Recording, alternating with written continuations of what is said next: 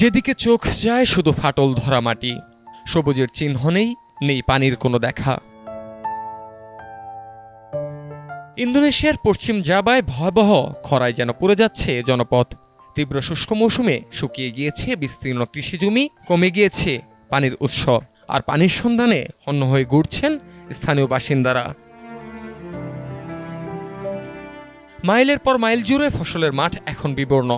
কোথাও শুকিয়ে যাওয়া জলধারায় অল্প পানি সংগ্রহের চেষ্টা করছেন মানুষ, আবার কোথাও খাবার ও পানির খুঁজে ঘুরে বেড়াচ্ছে গবাদি পশু। সবচেয়ে বেশি বিপাকে পড়েছে গবাদি পশুপালকেরা।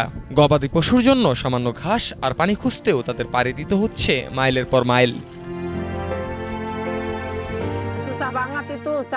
এক পশুপালকের ভাষায়, খরার কারণে তাজা ঘাস খুঁজে পাওয়া কঠিন হয়ে গিয়েছে। গরু চড়াতে তাকে কয়েক কিলোমিটার পর্যন্ত হাঁটতে হচ্ছে। 2026 সালে শুষ্ক মৌসুমে চরম সময়ে এমন পরিস্থিতি তৈরি হয়েছে ইন্দোনেশিয়া জুড়ে। দেশটির আবহাওয়া সংস্থা BKMG জানিয়েছে, আগস্টের শুরুতেই ইন্দোনেশিয়ার ৭৬.৫% মৌসুমী অঞ্চল শুষ্ক মৌসুমে পরিণত হয়, আর আগস্টের শেষ দিকে জাভার বেশিরভাগ অঞ্চলই জারি করা হয়েছে সর্বোচ্চ তাপমাত্রার আবহাওয়াজনিত খরা সতর্কতা।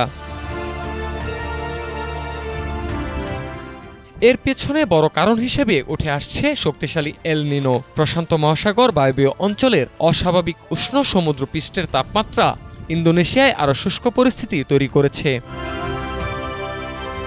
যে মাটিতে একসময় ফসল ফলত, আজ সেই মাটিতেই শুধু ফাটলের দাগ।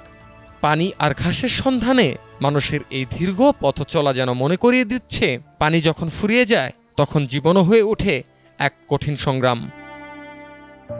মুকসুদুল হাসান মিঠু, ঢাকা টুডে।